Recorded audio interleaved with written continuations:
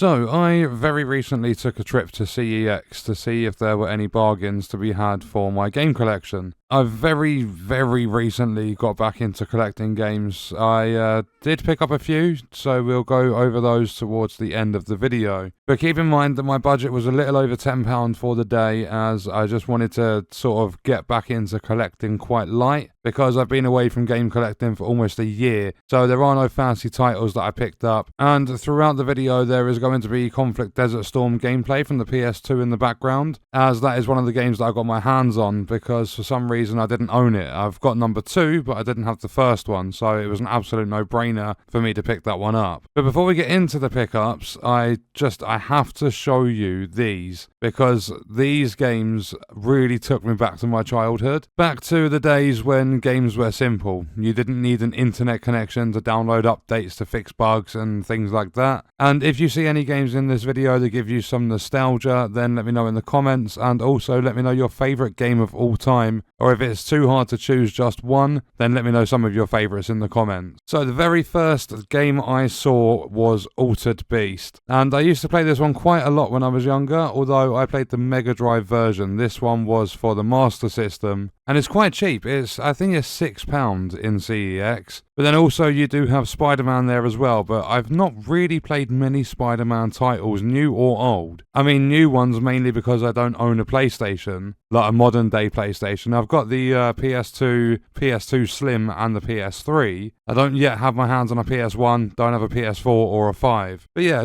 I wasn't really into Spider-Man until I got a little bit older. And then next up, it's not the best angle of the game in the world, but they had Street Fighter 2, or Super Street Fighter 2, that came with the manual as well. But yeah, £38 was a little bit too much for me on the day. And I mean, if I had the money on me for it, I definitely would have picked it up. And they also had a Master System version of Sonic next to it, which is awesome to see. And I think, again, that's like £6 or something. But I really need to sort my collection out again before I start buying like some big games and stuff, and games for too many different systems. But not only that, unfortunately, this Sonic didn't have the manual with it, and I quite like getting games CIB for my personal collection, so complete in box. And not only that, the other day I literally bought Sonic 1 for the Mega Drive, so I don't really at the moment need a Master System version of it. It'd be nice to have it, but without the manual. I mean, my mum used to go mad at me when I was a kid because I would often read through the instruction manuals from literally front to back before I would even play the game. My mum would just tell me, like, she'd start going mad. She'd be like, will you just play the game that I've bought you? Like, the game you've got your hands on, just play it. And I used to just be like, no, mum, I need to read this manual before I start playing the game. And yes, you're probably going to hear things like that throughout this video a couple of times. I was a very weird kid. I mean, I'm still weird to this day. And then we have another one here that I would have loved, although it was out of my budget. Again, is the original Spyro for the PS1. Came with the manual. And I mean, I kind of wish I had a little bit more money to spend on the day, because some of these games, like, it was gutting to have to leave them there. And then we've also got the good old Pokemon Gold unboxed for the Game Boy Color. There's a Game Boy Advance Pokemon next to it, although for some reason I am really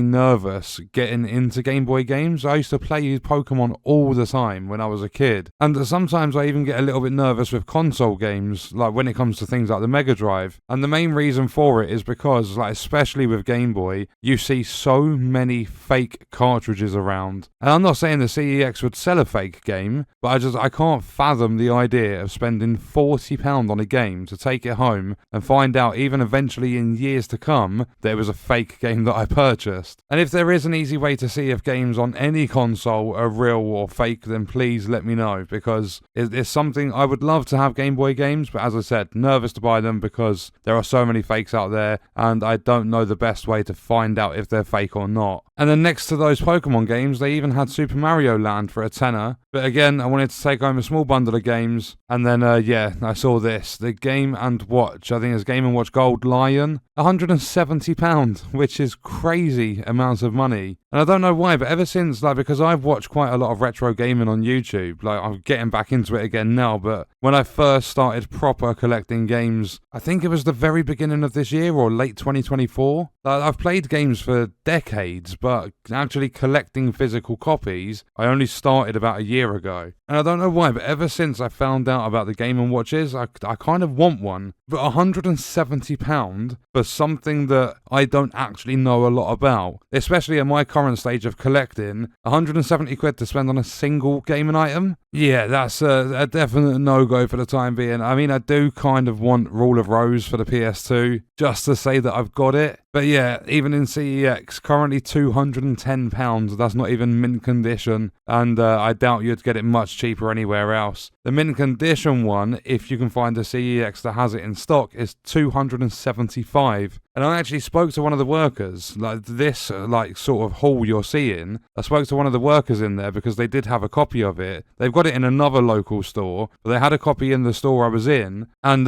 yeah, they managed to sell it, but they said when they bought it originally, because they had it in their shop for a while, they spent, I think it was over £500 buying it. So it's just declining, it's going down and down in price. But then what we're going to do is move away from what I'm going to call the retro cabinet that you get in CEX, and we're going to move over to like your standard typical console games. It's only PlayStation 2 and Xbox 360 I was looking at like during this trip. And I don't know why it's so expensive, but Vice City Stories, GTA Vice City Stories on the PS2 is £22. And if any of you know why it's so expensive, then let me know, because most of the other GTA games are like half the price. There's actually one that I'm going to point out a little bit further into the video. And then a little bit of a funny one, they had Flat Out 1 and 2 on the PS2, which are really fun racing games. They've got mini games. The goal is to just launch your driver as far as you can out of the car. You get like mini game modes like high jump, you have to get as much height as you can out of the car, so on and so forth. And the main reason I mention these is because 1 and 2 were obviously on console, and these were developed by a company called Bugbear Entertainment. Then Flat Out 3 was like they changed developer, they went to a company called Team 6 Studios, and they managed to get themselves one of the worst rated games on Steam of all time. And they literally released it PC only. They never released the game on consoles. I've got no idea why, but I've always found it interesting. Flat Out 1 and 2, really good games. Flat Out 3, in the bin. And then after that, we've got some Crash Bandicoot, Conflict Desert Storm, which was one of my pickups, as it was only £1. And to get a game that I want in my collection, to only pay £1 for it, it's again a no-brainer. But we've also here got Def Jam Vendetta. Absolutely love the Def Jam games. They're really, really good fighting games. They've got some brutal combat in them. And we also had Destroy All Humans next to it, which is a really fun game. And then what a picture this is for racing fans. Midnight Club 3 Dub Edition, the 2005 Need for Speed Most Wanted, and both Need for Speed Underground 1 and 2. And I don't have Midnight Club 3, but I have Most Wanted, I've got Underground 2, and I picked up Underground 1 the day before in another CEX. But I mean,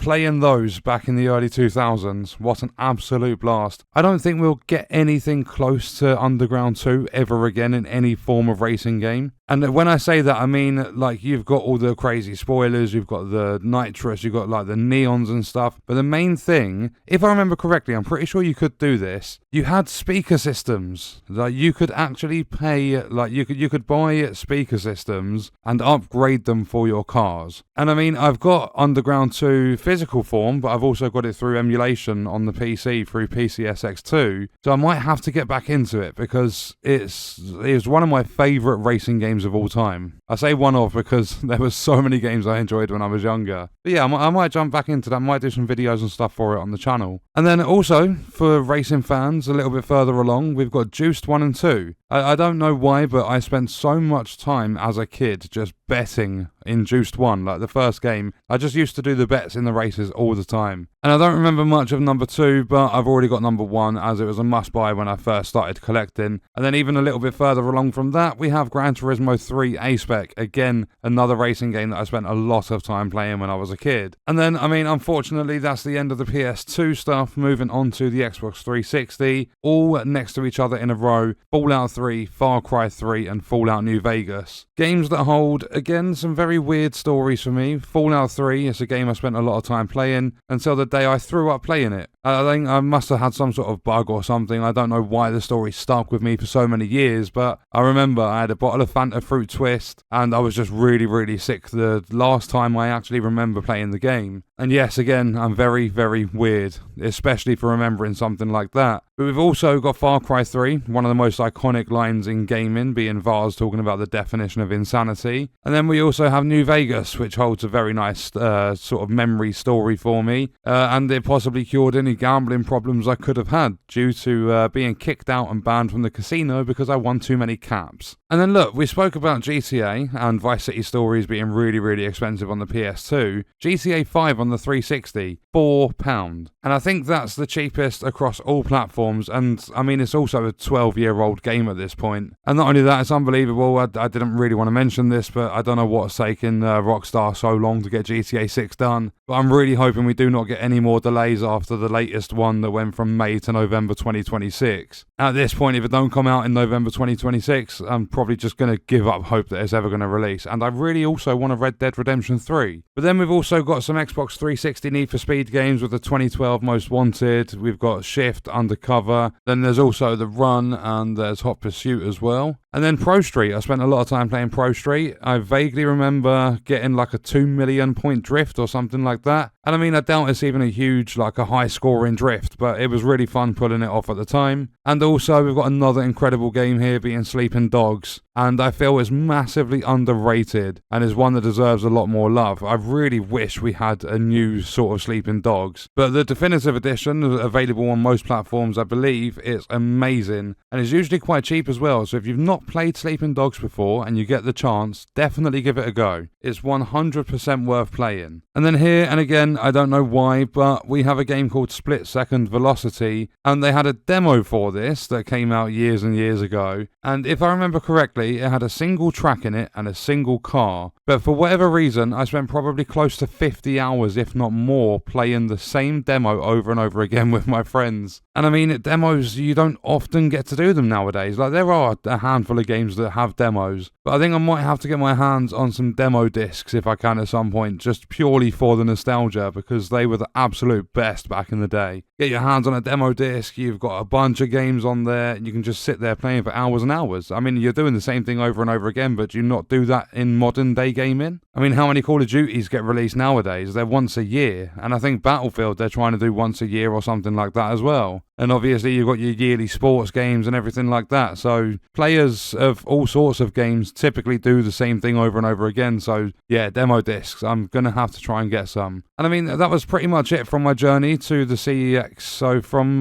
browsing, we're going to go to the pickups I got. And just so you know, I'm literally just going to show the front of the case. The prices are there. These are all CIB. And the good thing about CEX is you go in there, you open up a case. If it doesn't have the manual, they don't have them behind the counter. So you open up the case. If the manual's in there, you're getting the manual with the game. So yeah, these were all checked beforehand. They all definitely have the manuals in them. And not only that, they're in pretty good condition. Since this, I've been to another CEX, and one of the discs was a little bit dirty. So the guy that sold me it actually went and cleaned up the disc before selling me it. As one of the things I like about actually going in store to CEX, because I know their online shipping thing can be a little bit weird. But yeah, all pretty good condition. Prices on the front, all CIB. Starting off, we've got the one Xbox 360 game, and that is Sniper Ghost Warrior. And I just simply got it for the fact that I've always enjoyed sniping games. And then moving on to PS2, there's 5 more games. I managed to get 6 on the day. We have Monopoly Party, because I've always been a sucker for Monopoly games. And I've spent far too much time playing the board games as a kid. And I've even dabbled in a few of the modern video games of Monopoly. But they do release far too many variations, even with the board games, for me to keep up with now. So, I mean, it's just nice to have Monopoly Party there for if I ever want to play it on the PS2.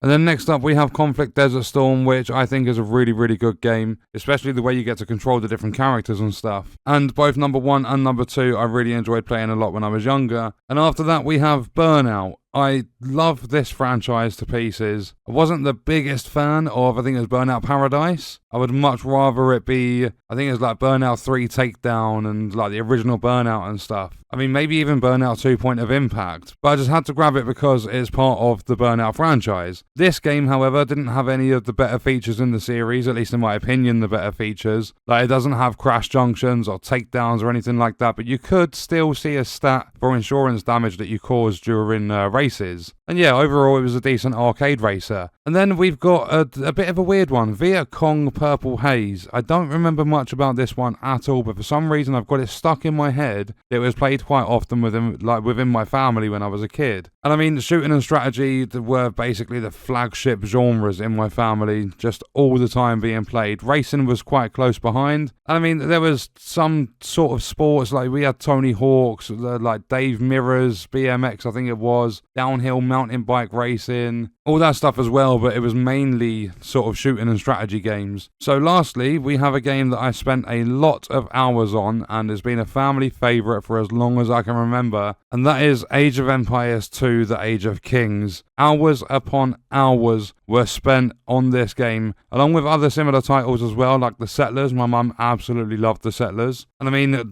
me and my mum used to sit there playing The Settlers online at one point as well. And for me, there's just something about building a base, gathering resources like wood, stone, meat, and things like that. And then eventually, but not always, having the ability to just go to war with all of the troops that you've trained and recruited through the barracks. And it's actually basically my childhood is the main reason I was so happy when I was offered a key to play Anno 117 Pax Romana early by Ubisoft. It's just city builders and stuff like this, where the base, the resources, and the people are a main focus. I love those sorts of games. And then yeah, that is my little haul from CEX. All the games cost me a total of £11.50. 6 games for less than 12 quid. You can't go wrong. And they are definitely going into my personal collection, and when I've got some converters, I'll be sharing a lot more gameplay of these games. I've got a bunch of games. I don't even know how many are in my collection. I think Price Charting said there are 62 games. But then I have a bunch of, I don't even know what you would call it, sort of just random games as well. I think I've probably got an extra 100 to 200 games that just don't stand out, but I've bought a load of bundles, like because the bundle was cheap and there's a game in there that I wanted, so I just grabbed the bundle and bought it. It's not just going to shops like CEX and things like that. I also do purchasing on the websites like Vinted, eBay, so on and so forth. And I mean, I try the charity shops, but in my local area, they are trash for picking up games. I went in one recently and it's still got games in there, exactly the same games as what it had nearly a year ago. I would love for charity shops to have more games, but I mean, there are some that just stick all of their main gaming stuff on eBay. So eBay, Vinted, CEX, some other gaming shops here and there. But yeah, that is my little haul. That is going to be it for the video. Let me know if you've played any of these games in the comments, and I will see you guys in the next video. I hope you enjoyed it, and thank you for watching.